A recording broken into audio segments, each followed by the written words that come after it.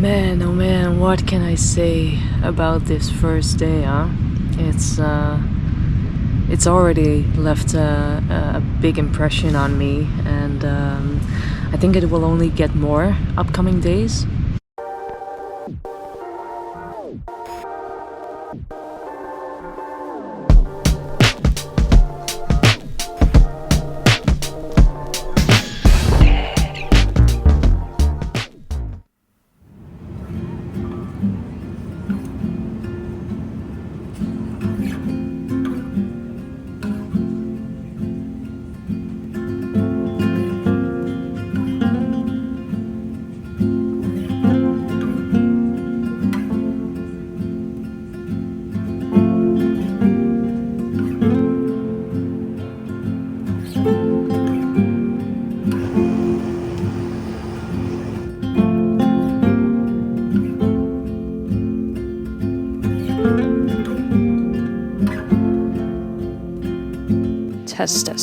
Test. If I talk very quietly and then I go up and up and up and up. Ah! Yeah, okay. Are you okay? Yeah, I'm fine. I'm perfectly fine. Good morning. As you can see, I am in a completely different world as to what I am normally in. And I was supposed to be in Portugal the last couple of weeks. I had to cancel that because of some random dizziness, the same dizziness I had in Dolomites. So I took some rest, it was much needed, but now I am in Namibia.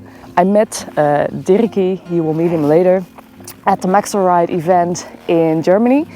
And we kind of got talking. Him and Ulf were there for their own business, and they said like, hey, maybe you should come to Namibia.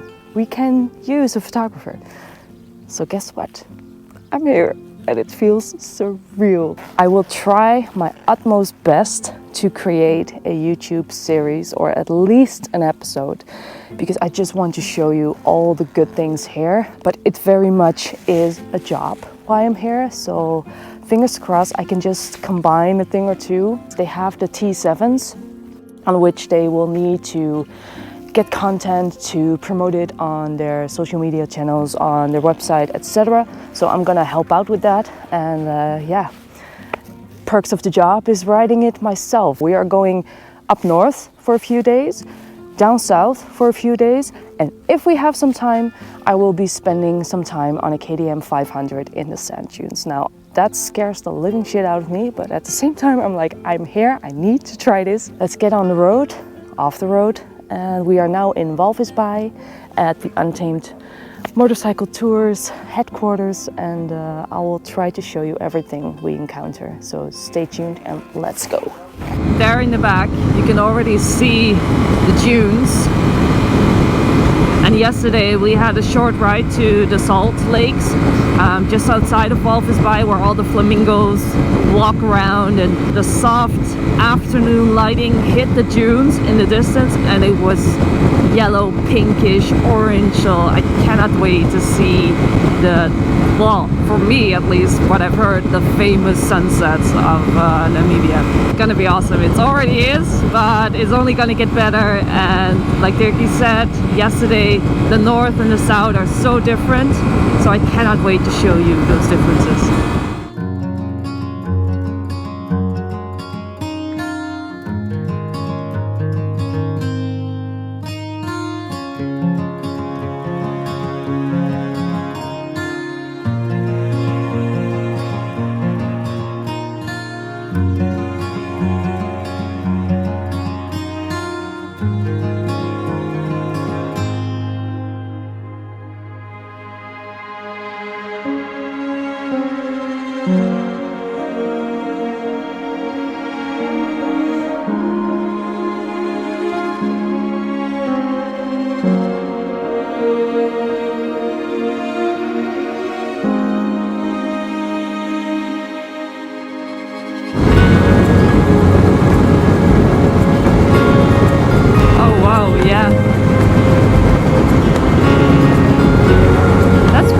Already then.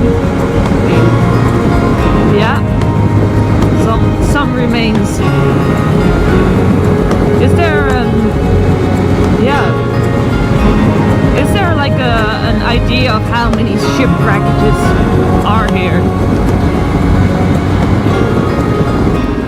Uh-huh. The safety of everything is here, so this is not start. Yeah. So Okay. very popular destination. Yeah. And Altstadt means like the old city. Yeah. So Dirkie explained like 1902, that's actually pretty old for here. And the main reason being, Dirkie, that's Africa, South Africa, it's kind of all later that things started developing. What we have in Europe with like dating back to maybe 1300 or 1200 and churches and stuff like that, all the most buildings here, if you see something, in this case Swakopmund, which has German influences, you see it 1902, that's actually pretty old. This building here to the left of you with like the wooden beams and stuff like that, yeah, that's pretty German.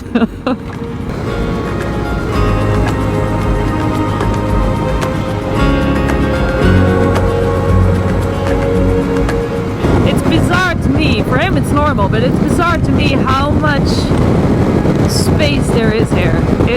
Namibia has around 3 million inhabitants, and when you put the Netherlands in Namibia, it's probably fitting like 100 of times. But we have around, I don't even know the number, but it's probably around 18 or 19 million inhabitants. If I'm not correct, I'll just put the exact numbers here. But the space and like the depth of which you can just look into, it's crazy to me. Mind is blown. Selah.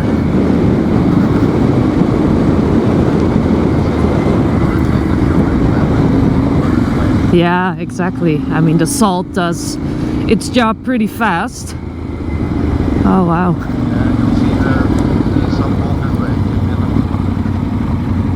It's such a bizarre sight, man. Yeah, so. And all the birds sitting there. Yeah, the cormorants. That's what I said, like I got very cocky and I flew my drone in between. Oh, there was this one. Yeah, I'd love to make a little bit of content here. That would be really cool. Uh-huh. You fly low. Oh yeah. No, I won't be. I won't be flying too low. Shit, yeah. And then and then drone is lost. Beep beep beep, lost forever in Namibia. Is that a skeleton? Yeah, it's just they stacked it there. Yeah. But it's a real one, or No. animal bones. Oh, okay. Yeah, Hey, you never know, right?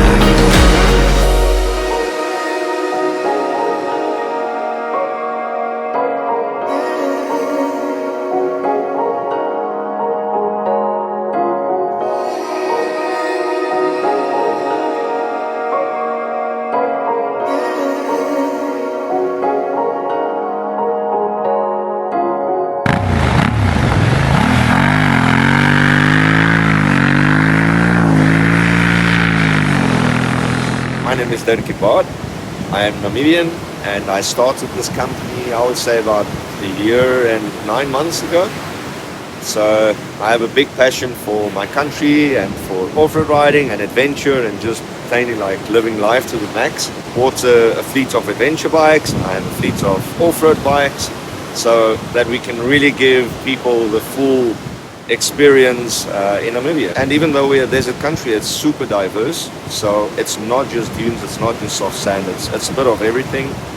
So you really hone your skills over the duration of a tour, and that really comes together to have like the ultimate experience. I know this is an impossible question, but if you would have to pick one place in Namibia, where could you endlessly go? That is an impossible Yeah, answer. I know. I love the sand dunes. That's like my backyard. So yeah, I would say the sand dunes. I can totally understand why you have so much fun there. And you're riding in the oldest desert in the world. Yeah. I mean, Oh, really? that's Is it the oldest desert? Yeah. Wow. So Okay. It's really, it's beautiful. That's bonus points then. Can you tell a little bit about that? Because your dad is with us. Since we were kids, my brother and I, we were very young. We were already operating heavy equipment, trucks, front-end loaders, illegally, because we had no license. We were young, like 13, 14. We were already driving around in the big semi-trucks and excavators. And my dad's really hardworking. He started the company with one truck. He drove it himself. Wow. So my mom is just as devoted. She still is by the side. So yeah, and then just through hard work and just, grafting away every single day, and built a family business. After COVID, we decided to downscale a little, to live life a little bit more, if I put it that way. Yeah. So I'm very fortunate where I can have my dad run the majority of the tours. He's the support driver. Yeah. So I mean, I can't ask for anything more as a son to do this with my dad. And my mom is in the background, like she manages our lodge. On some tours, custom tours, we do wild camping, or like in Golo, we have a truck and we camp. And then she prepares all the meals and the food, and she's a very organized lady. Yeah. And the food is always good. So yeah, everyone is pretty much involved in this new venture. Namibia is one of the leading countries in the world when it comes to conservation. Yeah. 54% of our country is in national parks, concession areas, or in conservancies, which is great. Yeah. Obviously it is a big country and there is a lot of freedom, but you need to make sure that when you do come to Namibia that you know where you can ride or can't. Yeah. Because we are very strict on that as well, in preserving this beautiful landscapes. Yeah, exactly, because that keeps it open for us. As we all know, if we screw it up, they're going to close it down. Yeah, so. Sad story, but it's just, cool. Exactly. Yeah, it's just left behind as well. Yeah, okay. So back in the days, this used to be a pretty big campsite, like booked, and now it's toilet houses. Yeah. What? That's a long way. Holy crap. So everything you see, the toilet houses here, it's probably not even good, like really visible on the GoPro, but all these toilet houses, like everything was booked. So you can actually still camp here, but the facilities are kind of out of order because it's just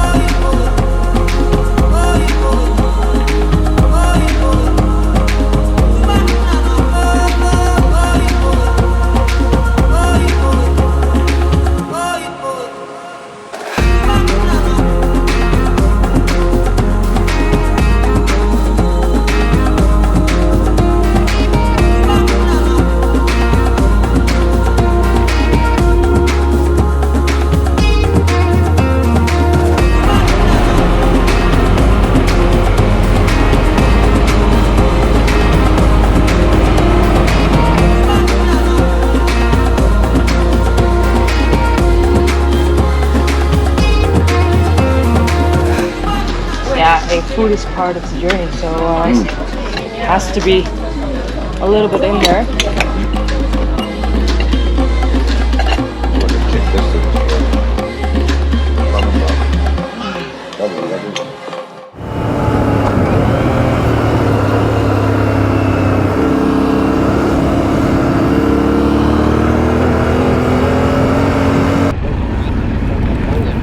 Uh-huh.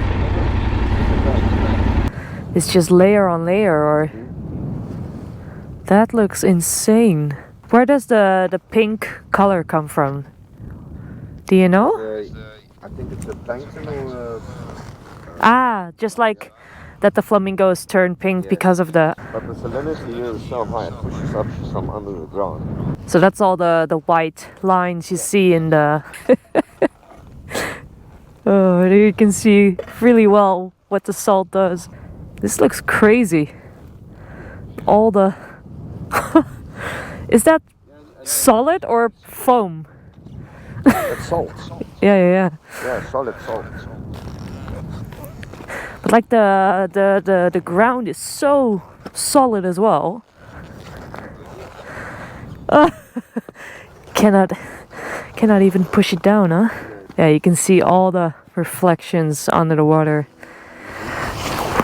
Beautiful. It is, yeah.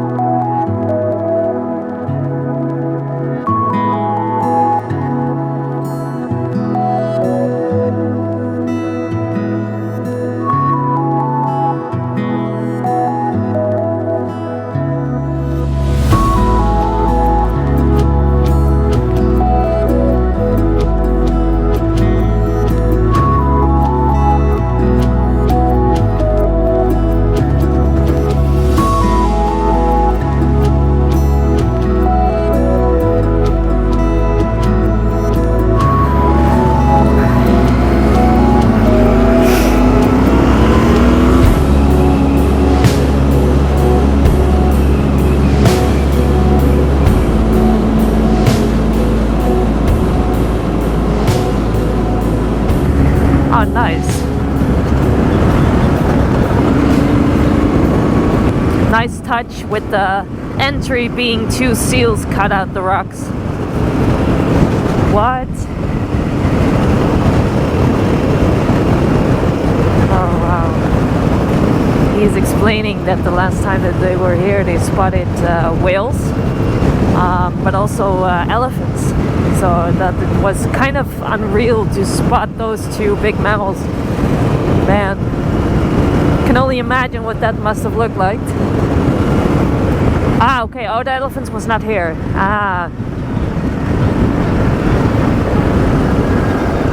Okay. Earlier in the desert. Well, June elephants, sand elephants. And even though my mic gave up on me, my nose didn't. There's this certain smell hitting your nostrils and barking, punching your ears as soon as you come closer to the seals.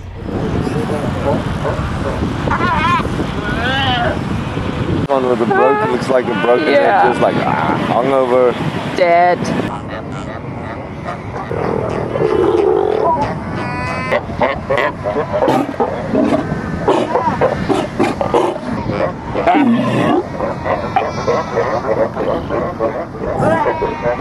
Hello, little fella.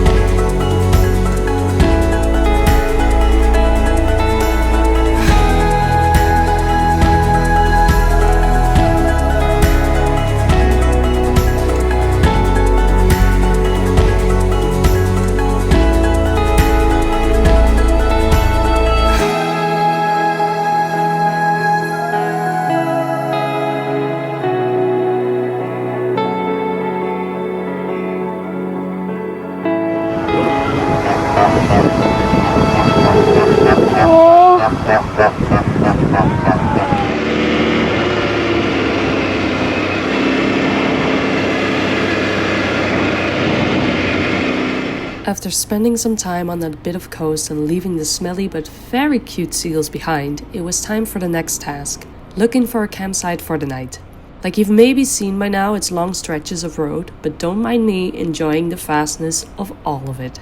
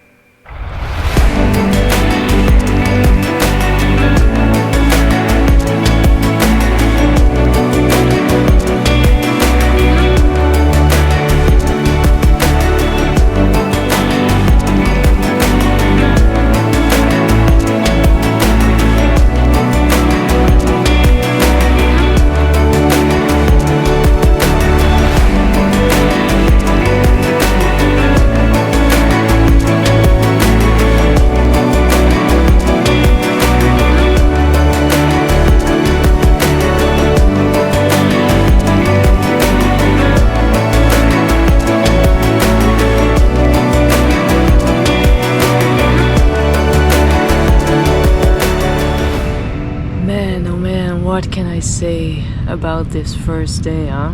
It's already left a big impression on me, and I think it will only get more upcoming days. It's finding a whole new rhythm, because normally I always travel alone, and then you're just so used to doing your usual things, and now it's a nice mixture of a completely different scenery. Having Dirkie's father behind us is a really nice feeling, just in case anything happens. So yeah, tomorrow is gonna be a pretty exciting day. We could encounter a lot of wildlife. Now again, something completely new for me, but looking at the Instagram page, it could be a very special meeting with a giraffe or maybe some other creatures. So I'm crossing my fingers we see something cool. But yeah, it's the whole experience itself. I'm happy I booked my flight. I'm happy that I met Dirkie at the MaxlRIDE event in Germany, and life works in a mysterious way, and now I'm in Namibia, so yeah, life could be worse, right? And also setting camp like this, I feel like a royal. Time to go to bed. I'm in a very sweet, this is like a whole different level of camping for me. I love it. And it's so warm, and it has a pillow and a blanket and a mattress, and I can can myself in like a tuna. What's the fish? The sardines. So I can just sip this close, and then it's even warmer. So, oh, love it. Proper outdoor stuff. So yeah, time for bed, and I'll see you tomorrow. Good night.